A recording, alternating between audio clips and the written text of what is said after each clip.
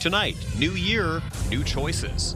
I should eat healthy because I'm getting old. I want to live longer because of my grandson. Looking at the impact of short-term and longer-term changes. Eat better, holistically rather than a specific goal. And brain health. In demand. In December, we completed 22 moves in and around Waterloo Region. A milestone for a service helping domestic violence survivors. So over the holidays, we see a lot of folks moving so that their kids can start fresh in the new year. Through a time of change. A transformation on a tight timeline. To break it into droplets, and it flies pretty evenly across the ice and freezes in little droplets. The last-minute work to help Elmira welcome Ontario's best curlers.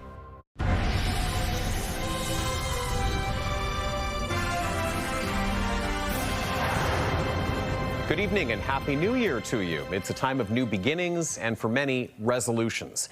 Tonight we're hearing more about the habits and routines that people here in Waterloo Region are hoping to change, but we are also hearing from experts who say lifestyle changes are just as important. CTV's Karis Mapp is here with more tonight. And Karis, we should note that January is Alzheimer's Awareness Month, so brain health and lifestyle choices really in focus for that reason this month. That's right, Tony, and that's something that experts are hoping to stress, especially at a time of year when we hear so many people saying they want to make changes in their lives, whether it's long-term goals or something more immediate like exercise and diet. We were out finding out what people in Waterloo Region want to change in this new year. It's that time of year. My resolutions are to read more books, to learn how to ride a bike, to learn how to swim, and practice skating. People of all ages committing to resolutions for 2026, or not. No, not really. I mean, I'm just kind of living day by day and kind of hoping for the best. But with a fresh start to the year, many people are prioritizing good habits. I should eat healthy because I'm getting old. I want to live longer because of my grandson. A fun New Year's tradition, but scientists specializing in brain functions say they can have many long-term benefits. People commit to exercising more, to eating in a healthier way, to cutting down on smoking or drinking. And all of these things are risk factors for dementia. So anything we can do to help improve our health will help reduce our risk of developing dementia. January is Alzheimer's Awareness Month. The progressive brain disorder slowly destroys memory and often leads to dementia. Alzheimer's is the most common disease that causes dementia. But for all of them, lifestyle matters to a huge extent. Genetics has a lesser role in our chance of developing dementia than lifestyle does. Experts say the number of people developing dementia is still on the rise, mostly because the cohorts of baby boomers are approaching the average onset age of 72. The numbers of dementia are going to triple between now and 2050. However, the incidence of dementia, which is the likelihood that any one person will get it, is actually on the decline.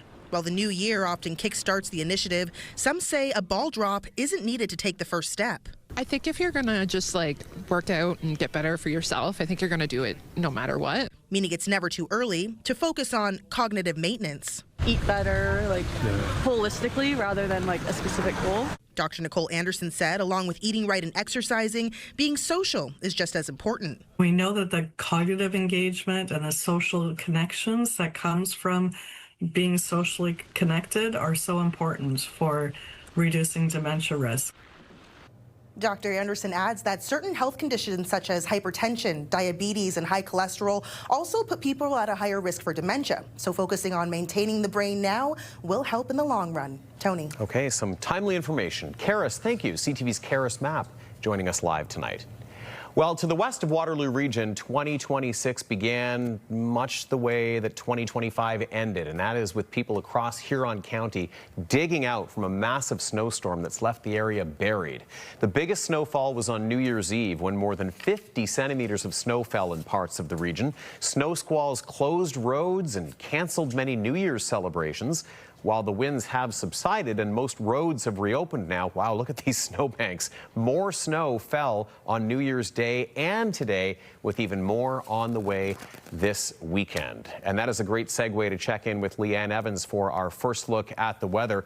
Because Leanne, those areas, Huron County, Grey Bruce, Perth County, it's just been relentless, as we saw in the video. Yeah, I mean, we saw those snowbanks there. Whew. Yeah. Those were piled up high. They certainly were. And Scott, I was talking to Scott Miller, our correspondent in Wingham, just a couple of days ago, and he said, you know, the open water of Lake Huron, because it's not frozen yet, is just fueling those squalls. Yeah, exactly. And that's why we are under a snow squall warning for many communities in that area tonight as we head into the evening hours. Communities in the yellow, especially along the north shores of Lake Huron, they're under that snow squall warning, looking at another 20 centimeters of localized accumulation. We know that with these squalls, they can make for dangerous travel conditions. Visibility can be reduced at times. So again, the snow squall warning continuing into this evening, and that will be in place, issued by Environment Canada.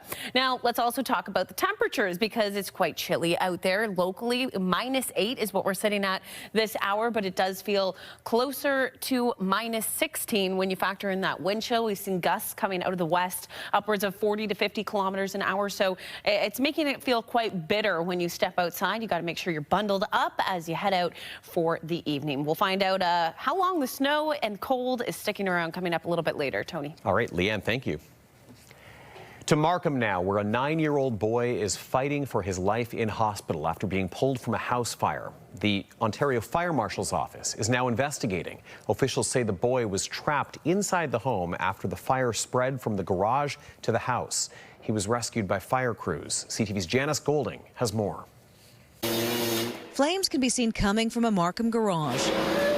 A few feet away, a woman collapses to her knees, paralyzed with fear because her son is still trapped inside the home. I was out taking our Christmas lights off, walking in between the houses, and I could smell like a smoke. And then I went back to the backyard, and 3 minutes later, I came back to the front. The whole garage was on fire. Next-door neighbor Don Baglieri says it was noon when he first smelled smoke, and when he realized his neighbors weren't outside, I thought, you know, maybe I better go in. And I opened up the front door, and the smoke was just terrible. And I tried to go in a little bit further, but I couldn't breathe. Markham Fire says when they arrived at the two-alarm blaze, they were made aware a 9-year-old boy was trapped inside. It was a very complex fire for us. We had all crews working diligently, and we were able, unfortunately, the fire got to the front door, so we were unable to get in, but crews did get by the fire and were able to get the boy out as quickly as we possibly could. Neighbors say it felt like it took an eternity for crews to reach the boy while they waited outside helplessly. Within 3 minutes of my husband calling, they were here. And they were working on the house, and they were trying to get upstairs to get to the little boy. They had to put a big ladder up to the front window where he was sleeping, and they had to break it in, and then they went in and brought him out. And they just put him on the driveway. The Baglieri say watching the boy's family members, who were originally outside without shoes, hats, or coats, was heartbreaking. They were hysterical. They were beside themselves. It was overwhelming. It was really sad. At this time, police say they do not consider this a suspicious fire. The Ontario Fire Marshal's office is now investigating what caused the blaze. That report from CTV's Janice Golding in Markham. Stratford police are offering a major reward for information in an unsolved case. Derek Ritz was last seen around midnight in Sebringville back on December 31st of 2016. Since then, police, along with friends and family of Ritz, have been searching for answers. This week, Stratford police announced a $10,000 reward for anyone who provides information that results in the confirmed whereabouts of Derek Ritz. Anyone with details or information can contact Stratford Police or Crime Stoppers. Waterloo Regional Police ended 2025 with a major drug bust. Police say after a months-long investigation, 3 people were arrested with drugs, money, and a gun. In total, 7 kilograms of suspected methamphetamine, along with fentanyl and cocaine, were seized, and a gun was also seized. Regional Police also thanking Sarnia Police for their help with this investigation. A healthcare watchdog has called for changes at a Toronto hospital after an 84-year-old woman was bruised and put in a headlock by a security guard. CTV's John Woodward has that story. It was a shock. That's how Michael Turcotte reacted when he heard about what happened during his mother's visit to Michael Garron Hospital in 2024. June Turcotte, who is deaf and has dementia, had gone in for a blood sugar test. Hours later, the 84-year-old emerged covered in bruises. The family said one staffer told them a security guard had put her in a headlock. An 84-year-old lady in a bed isn't a threat to anybody, and if the only resource they have is putting her in a headlock and causing those kind of injuries, then the system really needs to be looked at and changed. Our news story of the incident then sparked Ontario's patient ombudsman to look into what happened, combining their probe of another similar incident in the East End Toronto Hospital. The report found security guards there do take de-escalation training, but embedded in their policy is language like tour of duty that they described as hawkish or militaristic, with guards agreeing it implied they worked in a warlike context. The report said this framing of such policies and the organizational culture it implies is not consistent with the goals and principles of a healthcare environment. Tour of duty? Like this, it just doesn't belong there. The Ombudsman's office found use of force rates at the hospital were going up from 1.8 interventions per 1,000 visits in 2023 to 2.1 in 2024. It's not your granddad's emergency department anymore. Emergency doctor Alan Drummond said this could be a response to the genuine threats ERs have faced across the country, like a nurse strangled at Vancouver General Hospital and healthcare workers stabbed in Halifax. Substance abuse is rampant. Dementia is increasing. People are medically ill and they often sort of become quite delirious and lack of control. The hospital told the Ombudsman it had created a geriatric emergency department area, increased its physician and triage nurse schedules, assigned another half-time employee to that department, and revised its security policies. You don't want to go to emergency and get injured. The Turcottes hope the changes at Michael Garron Hospital will be replicated elsewhere, so no other elderly person leaves hospital looking like this. And that was CTV's John Woodward reporting. As the calendar turns to 2026, a new year can mean a new start. Organizations that support people leaving dangerous homes and violent situations say demand for their services goes up around this time. CTV's Krista Simpson joins us now with more on this. Krista. Tony, leaving a violent home is a difficult and complicated decision, but it's one that may happen over the holidays as stress mounts and abuse worsens. Bed frames, mattresses, and a sofa. These donated items are being packed up for someone starting a new chapter. We're removing as many barriers as we can. Shelter Movers is a national charity offering free relocation and storage services to those leaving abusive homes and situations. The group aims to eliminate some of the financial challenges of moving, as well as the emotional ones. It's your family pictures, it's your kids' toys. And when you're starting over and you're thinking of you have to start over with everything, again, the trauma makes the mental part of it overwhelming. Tara Ross is a volunteer with Shelter Movers and says she knows how hard it can be to leave. I took my abuser back 4 times before it ended in charges and he was found guilty. Across the country, the charity has completed 10,000 moves in just under 10 years. The Southwestern Ontario chapter will do its 1,000th move later this month. In December, we completed 22 moves in and around Waterloo Region again, with about 35% of those being medium or high-risk moves, so requiring police or security escort. This time of year comes with increased demand for Shelter Movers services. There's the added stress and pressure of the holidays, some of those financial pressures that increase the rates of violence in homes. We also tend to see a lot of moves involving children happening around school break time. So over the holidays, we see a lot of folks moving so that their kids can start fresh in the new year. Over at Retail Therapy KW Thrift, they too have seen increases in requests for the services they offer to people leaving abusive homes.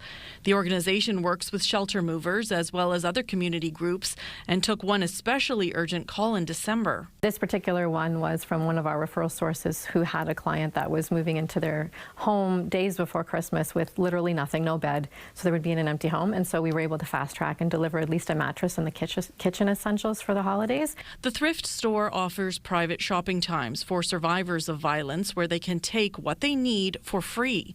It's estimated furnishing a one-bedroom apartment can cost around $8,000. So the savings is substantial for someone who's starting over. The store offering everything from furniture to fill their new home to Christmas decorations and gifts for children. Being a survivor is not a punishable offense, and so we don't believe, at least here at Retail Therapy, we don't believe that you should have to be forced into poverty for leaving a violent situation, and so we want to make sure they have really nice items to start over. Both organizations I spoke with today do rely on community support to do what they do. Shelter Movers says financial donations go a long way. $20 can cover the cost of gas for a move. They're also always looking for more volunteers. And over at Retail Therapy, they say financial donations are also greatly appreciated, as well as volunteer help. And of course, they always welcome shoppers at their store, which is now located at the former Schwaben Club. Tony. Okay, Krista, thank you. CTV's Krista Simpson with that report. Sign up for the CTV Kitchener newsletter and start your day in the know. We've got a look at our top headlines sent right to your inbox every day, including the day's news, the latest weather forecast, and some must-see videos. You can sign up over at ctvnewskitchener.ca. Getting ready to hurry hard with Ontario's best right here in Waterloo Region. Just ahead, CTV's Ashley Bacon is speaking with some of the stars behind the scenes who are working to make sure the 2026 Ontario Curling Championships have a winning surface for competition. Snow squall warnings in play for communities along the north shores of Lake Huron as we head into the evening hours. A little bit of a messy start to 2026. We'll find out what's in store for the weekend coming up. Download the CTV News app and stay on top of local stories as they unfold. We go to a dramatic scene unfolding. Customize your feed and watch live wherever you are. ctvkitchener.ca, your home for news. When you see it happen, send it to CTV News. Text 10400 from your screen to ours. Text 10400.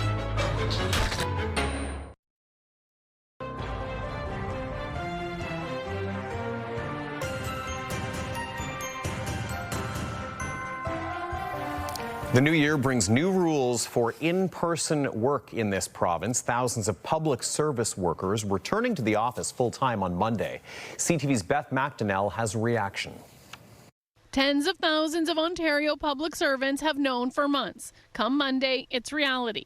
They're required to return to the office 5 days a week. I think there's a lot of mayhem going on. I think lots of people are unhappy about returning. We're wondering what the traffic is going to be like. That's an especially big concern in Toronto as the city continues to deal with a congestion crisis. The government workers will be joining thousands of other employees at banks, telecom and tech companies who've also been called back from remote work. But some are saying there should be compromise and flexibility. I would really hope that they will do the productivity and efficiency studies because it may not be necessary to bring everyone back to the office 5 days a week. 4 days is sufficient for morale, for camaraderie, for leadership issues. I just don't think that we necessarily have to come back 5 days a week for certain positions. Others point to a sharp drop in daytime foot traffic among retailers and restaurants in the downtown core, which still haven't rebounded. But from the government's perspective, they're taking kind of a holistic approach to say, no, we got to come back to work.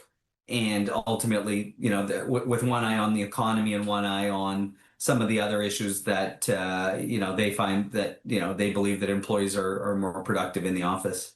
The Toronto Region Board of Trade says on peak days, downtown offices already have over 80% occupancy. It says while employers have different needs, it's seeing an uptick in demand for space, with this latest shift happening at a time when Toronto must consider its position across the continent. We're competing, you know, not just with other Canadian cities, but with other employers across the continent to attract businesses, to make sure that we're an attractive place to work and to do business. And a lot of our peer cities across North America have also seen a trend towards return to office. Some employment experts say there are ways to make employees feel better about returning to the office full-time, such as prizes or productivity incentives. Beth McDonnell, CTV News. Preparations are underway in Elmira for the 2026 Men's and Women's Curling Ontario Championship. Crews have been busy converting the rink from a hockey ice to curling ice with a short turnaround before athletes hit the pad in just a few days. CTV's Ashley Bacon reports. Getting the ice ready for a provincial curling championship is no easy feat, especially on a tight timeline. We have about just a little over 72 hours to get the ice turned from hockey ice to curling ice and being able to throw rocks on it. Crews started to change the ice over late New Year's Eve and have been working around the clock to ensure everything is ready to go for the first draw on Sunday. We put little bumps of ice on top of the flat ice surface, and that's called pebble. So what that does is it actually lifts the rock up off the ice to help reduce friction and make it easier to throw the rock down the ice.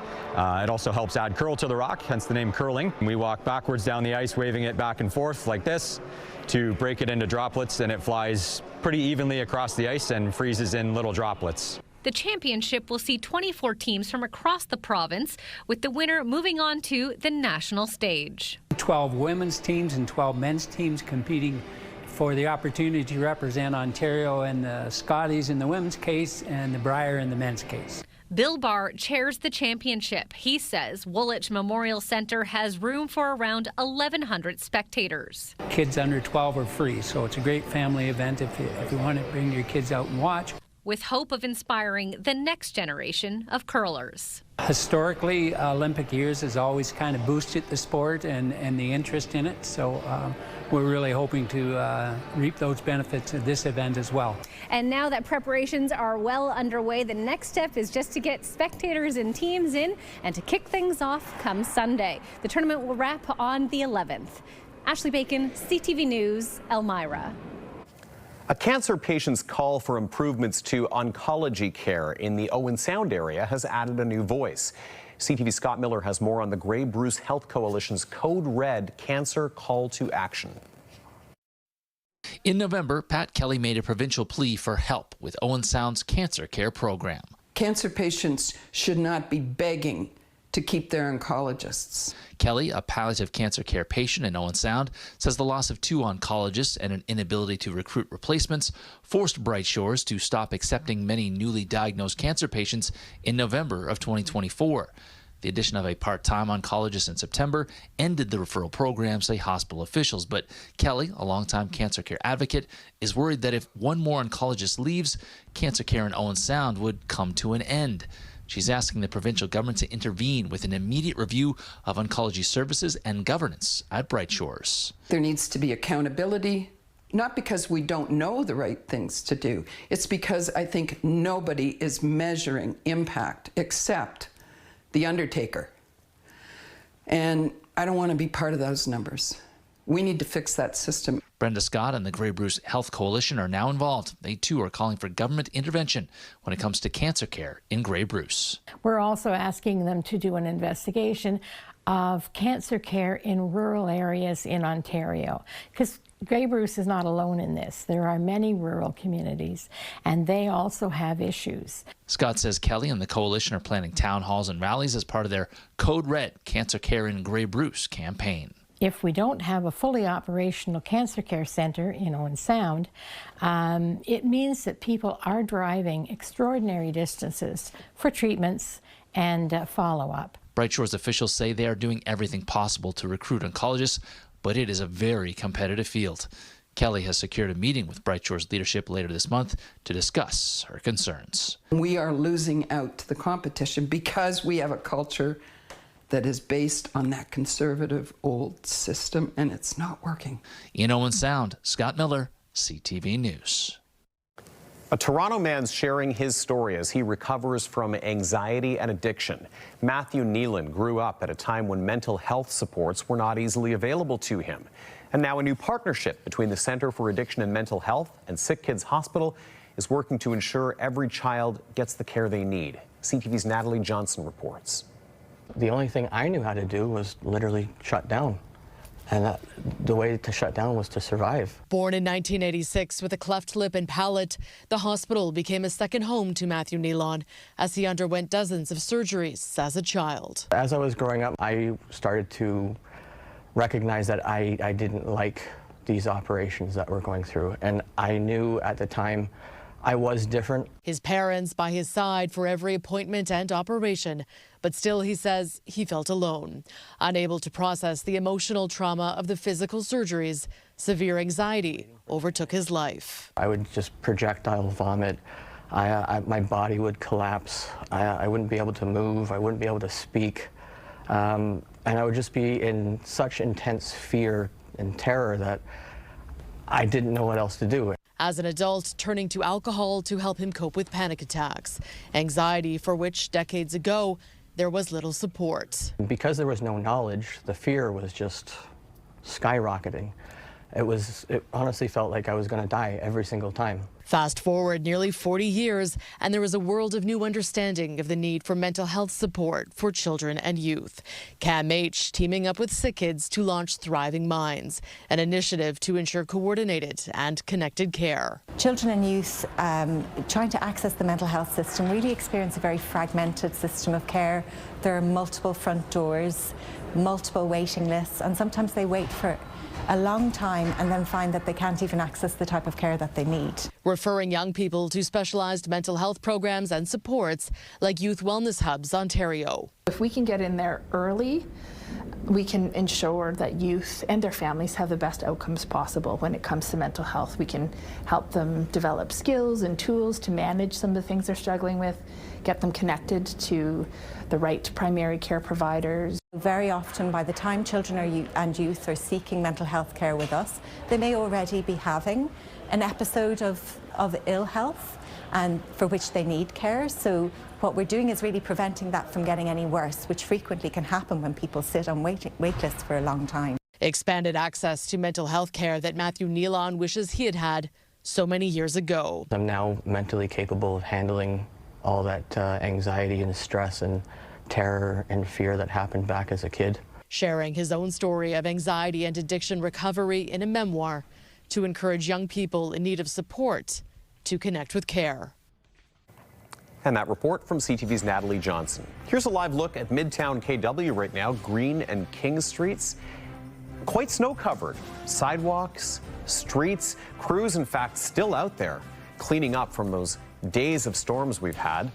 Leanne's back in just a couple of moments to update us on our forecast for the weekend. Also coming up. It's game night for the Kitchener Rangers, and we'll go beyond the bench and meet Matthew Lachar, who was a walk-on addition to the Rangers roster this season.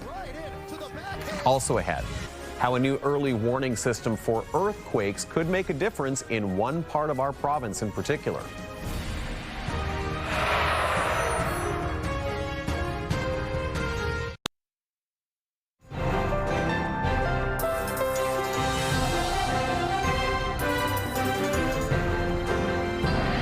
Good music.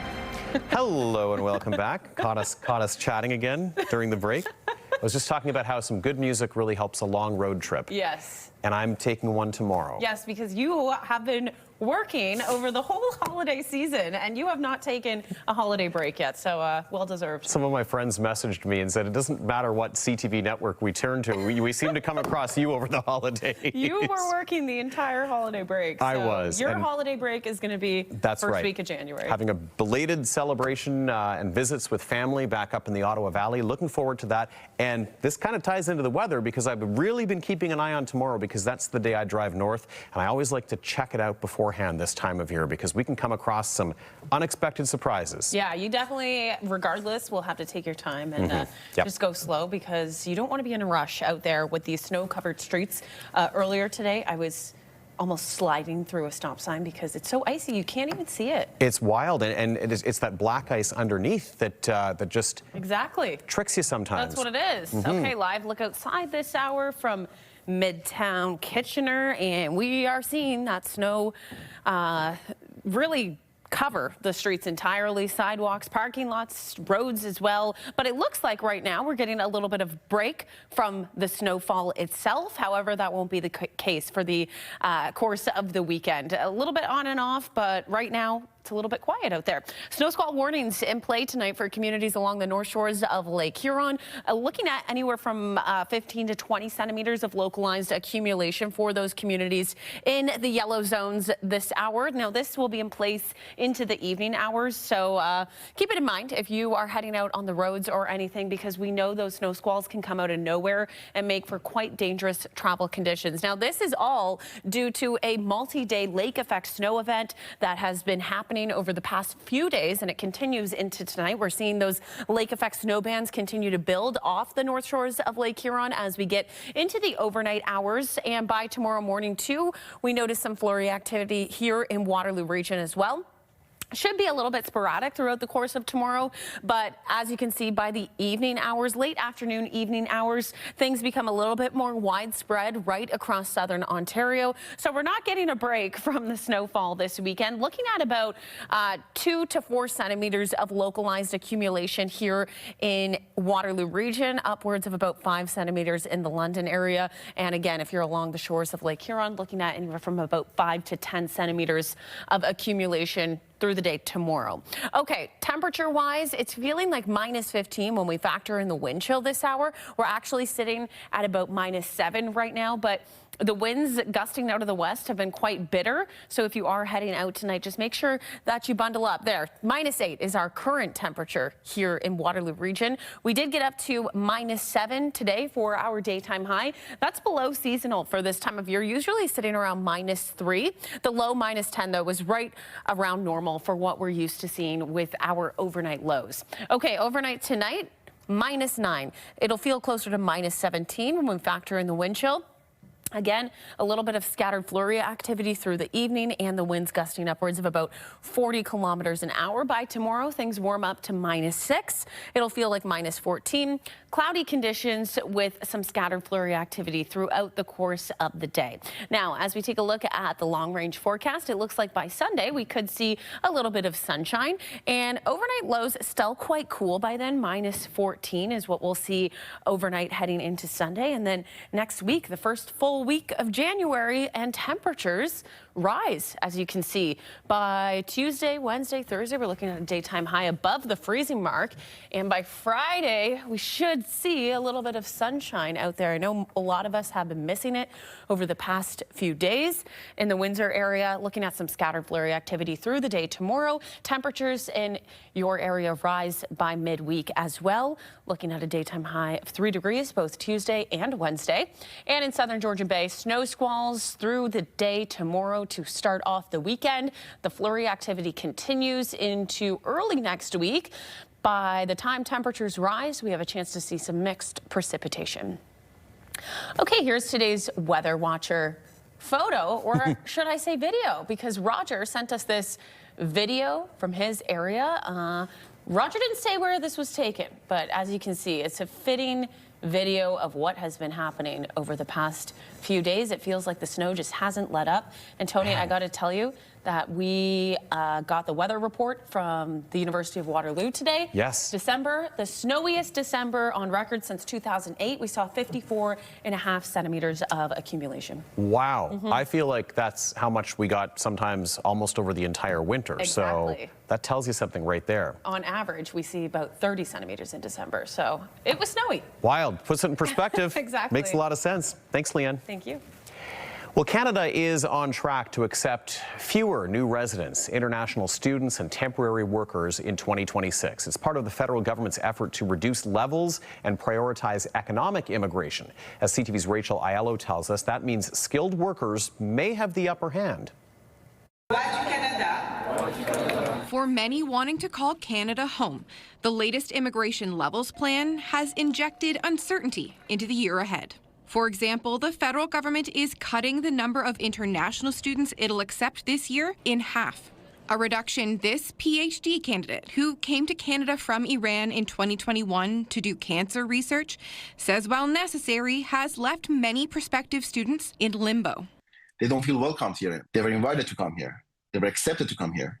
and now they're just cutting this perfect storm. Canada will also be accepting fewer temporary workers this year. They're more focused on labor shortages now. Overall, the government plans to admit 380,000 permanent residents in 2026, down from the target of 395,000 admissions in 2025. There's always winners and losers.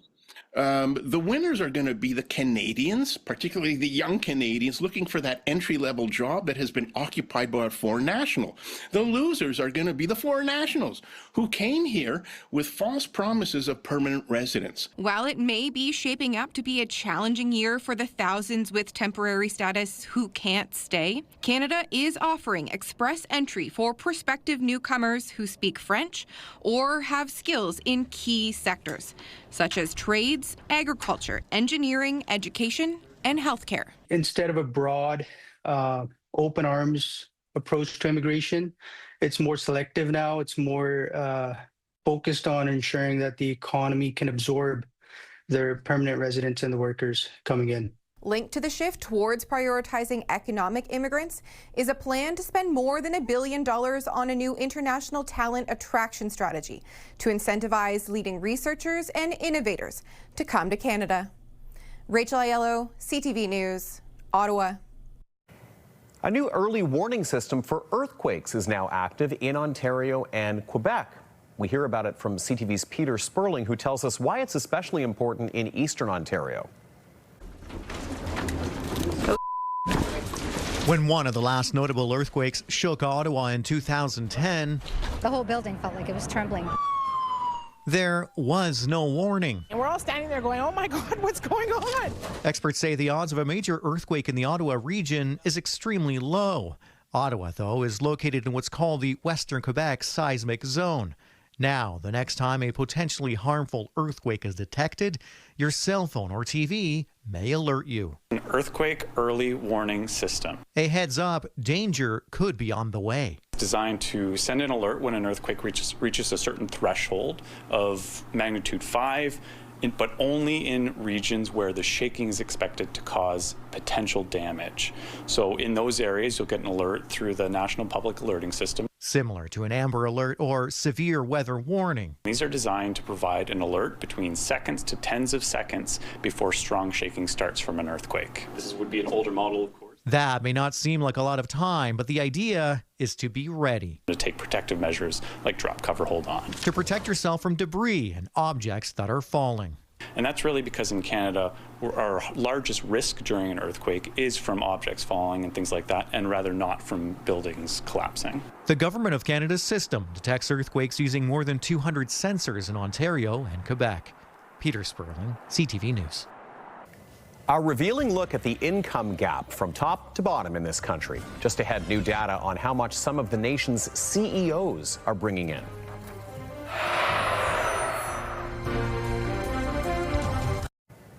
We're getting a new glimpse of how much money Canada's highest paid CEOs are making. It was a record year for the top 100, and it highlights the growing income gap between executives and average workers. CTV's Kamil Karmali has more.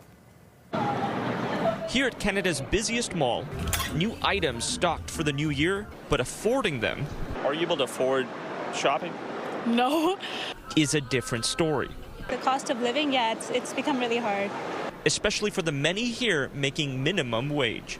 I feel bad because I can't buy expensive things for my friends and family. Elizabeth and Jillian work as servers. The holidays may have left them high in spirit, but low on cash. It's crazy that there's billionaires and millionaires while people can't even afford to eat. Now a new report shows Canada's top CEOs make in the first day and a half of the new year what the average worker makes in an entire year. Yeah, CEOs have always been paid more than the average worker, but it's the gap that has really grown substantially. The average Canadian worker made just over $65,000 in 2024. Compare that to the average pay for Canada's top 100 CEOs at more than $16 million, which is a new record. That's 248 times the salary of the average Canadian. And that pay gap has been climbing for years. CEOs were paid 50 times more than the average Canadian worker in the 1980s. That increased to about 100 times in the 90s and to 150 in the 2000s, now hitting a new high. When companies do well, the CEO sees huge expansion in their bonuses, and companies have been doing very well since the pandemic. The head of Shopify topping the list with a new record at over $200 million, more than doubling the second highest paid CEO in Canada. It's easier for CEOs to raise their own pay and not affect the profitability of the company than it is to raise worker pay, which has a much bigger impact on the profitability. The report suggests implementing a millionaire's or wealth tax.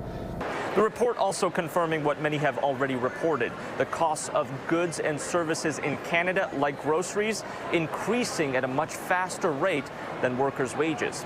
Kamal Karamali, CTV News, Toronto.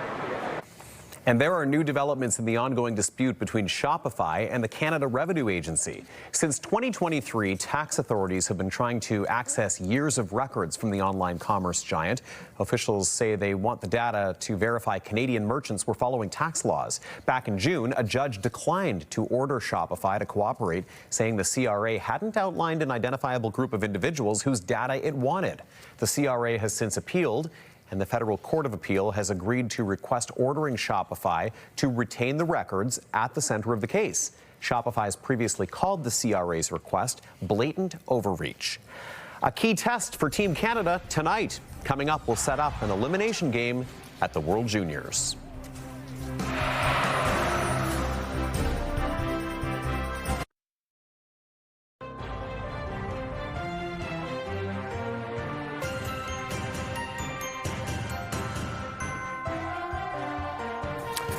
Kitchener Rangers forward Matthew Lachar was a walk-on for the team this season. The winger explains how being undrafted drives him toward his goals in this week's Beyond the Bench.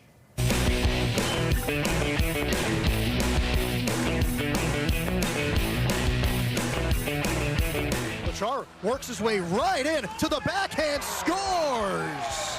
My name's Matthew Lachar. I'm a left winger for the Kitchener Rangers in my second season. What a goal by Matthew Lachar. And it's now 4-0 Kitchener. I think my family keeps me motivated a lot. I want to be successful. I think it's inspiring to want to do it for your family. That's Lachar, he'll pounce on this puck. Here's Lachar, Lachar scores! This is like the pinnacle of junior hockey, so I mean, it doesn't get better on Friday nights. I think it is the coolest place to play. Like, even talking to other guys in the league, like, if anyone could play on a Friday night, it'd be in Kitchener, like even road teams. So yeah, it's pretty special. Even looking around here now, you could tell it's just history, right? Going for a skate is Evan Hedrick. He's got Campbell. Campbell shot, scores! Tipped in front by Matthew Lachar. I think my work ethic will set me apart, and my size and strength, and being physical and playing a powerful game. Now all the way back to the other end. Rangers trying to get one, they score! My goal for the season will be to try my best to give the best version of myself every game to help us try to win the championship. That's the goal. Canada plays its first elimination game at the World Junior Hockey Championship in Minneapolis tonight. Down to Reshny. Back for Perek to Hage. Hage centers it, Rippon. Makes the save, rebound, score! Canada went undefeated in 4 round-robin games to finish on top of Group B. In tonight's quarterfinal, they take on Slovakia, who ended up 4th in Group A. Canada will look to avoid the same fate as the last 2 years, losing in the quarters. Puck drop shortly after 8:30 tonight. And Leanne, it is going to be a good night to stay inside and watch that game. Hey, exactly, Tony. That's because snow squall warnings are in play for some north of Waterloo region, and we've seen scattered flurries throughout the afternoon and evening hours here. We'll find out what tomorrow morning looks like coming up in Wake Up Weather. Tonight, Canada's sweeping shift on allowing in newcomers. They were invited to come here. They were accepted to come here. And now they're just caught in this perfect storm. The hardest hit by the changes coming to immigration rules. Later on CTV National News and Watch on Crave.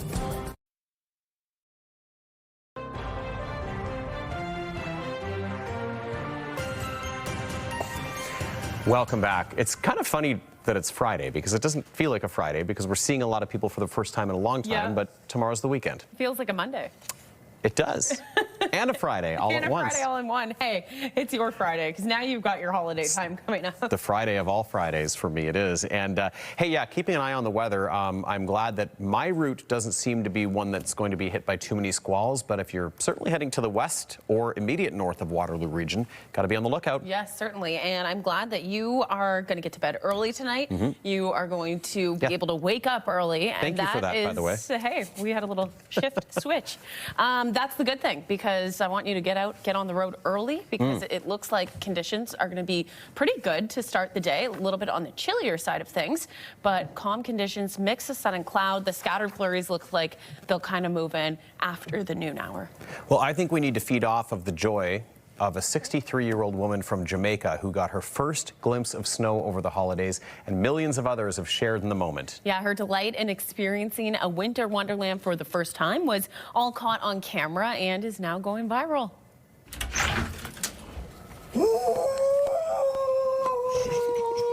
It's beginning to look a lot like Christmas.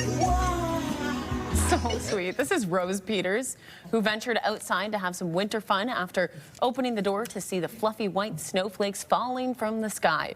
She traveled from Jamaica to Connecticut to visit her daughter for Christmas. And she even gets excited about clearing snow off a car, shoveling the sidewalk, and then making a snow angel. I wish I got that excited about cleaning the car. You know, because that's one thing that makes us roll our eyes all the time is clearing the car off, because we've had so much of it to do lately. But hey, I think Rose reminds us that there is beauty in everything in this world. There is, and there is beauty in winter, of course, when you can go out and relish in the fun. That's right. It has to offer.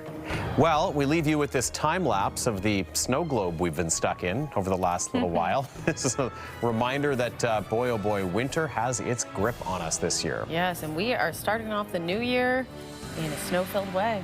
Well, Happy New Year to all of you, and thank you for making us a part of your day in 2025, and we look forward to connecting with you again in 2026. Leanne, Happy New Year to you and yours as well. Happy New Year to you, my friend, and you enjoy your holidays and time off and with family, seeing them. Hope you enjoy it. Thank you, and I'll be back on January the 13th. And I will be here with you until then. All right, Leanne's got your next news at 11:30. Good night, everyone. Good night.